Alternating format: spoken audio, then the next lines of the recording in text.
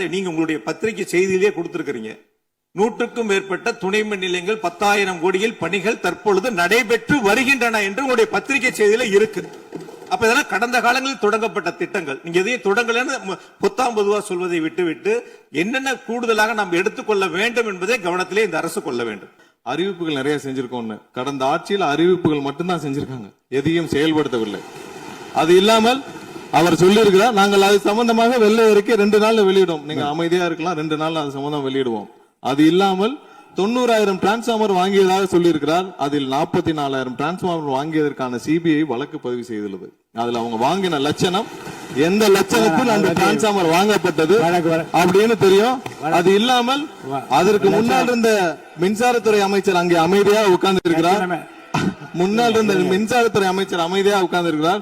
இது தேவையற்ற விவாதத்தை எழுப்ப வேண்டாம். 2 நாட்கள்ல வெள்ளை அறிக்கை வெளியிடப்படும். அதற்கப்புறம்